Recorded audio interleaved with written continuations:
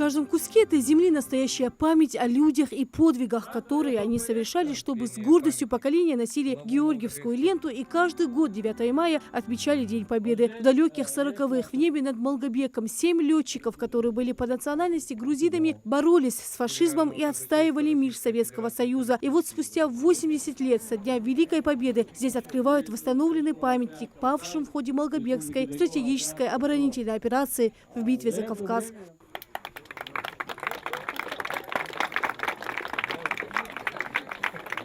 Позади колоссальная работа. Раньше на этой территории находился маленький памятник, который был построен еще в 40-х годах нашими прадедами. С каждым годом на объекте проводили капитальный ремонт, но этого было недостаточно. Из-за истекшего срока давности решили объект снести и построить новый. Один из членов поискового отряда принял участие в конкурсе Росмолодежи и выиграл грант. Деньги направили на строительство нового современного памятника. Реставрационные работы постарались завершить в канун праздника.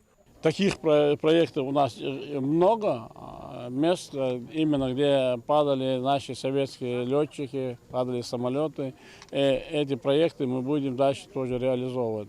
Особая роль в Великой Отечественной войне отводилась охране воздушного пространства. Это были тактические приемы боя, требовавшие высочайшего мастерства и большой самоотверженности. Таранные удары в воздухе вошли в историю победы. Одной из самых продолжительных страниц Великой Отечественной стала битва за Кавказ. Она шла больше 400 суток. Отдать дань памяти людям, которые, не жалея своей жизни, воевали на фронтах. Задача каждого, уверенно собравшаяся, символична и особенно важно, что такие мероприятия проходят, когда до 9 мая остается совсем чуть-чуть.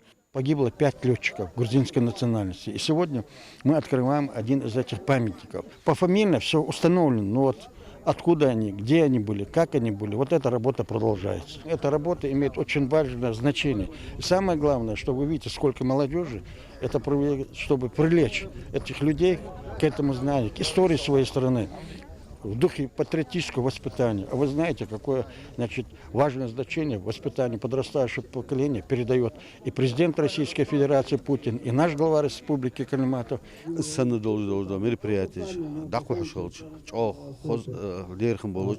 Накануне праздника 9 мая. Сегодня знаменательный день не только для Малгобека, для всей нашей республики, для всей нашей страны. Мы должны помнить и чтить память героев, павших во время Великой Отечественной войны. Хотелось бы в преддверии наступающего праздника поздравить всех участников, всех, кто принимал участие, ветеранов, тружеников тыла, поздравить с этим знаменательным событием.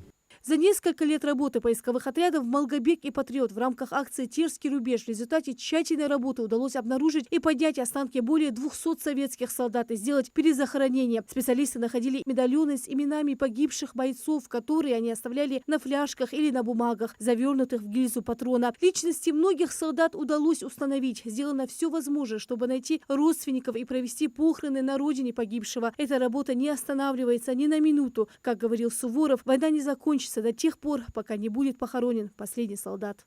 И вот такие вот именно памятники установить через 80 лет, поднять бойца и с почестями его перезахоронить, это, мне кажется, долг каждого из нас. И сегодня именно поисковики занимаются этой работой. Это показатель, это пример для наших юноармейцев, для подрастающего поколения, как надо относиться к памяти и к подвигу наших предков.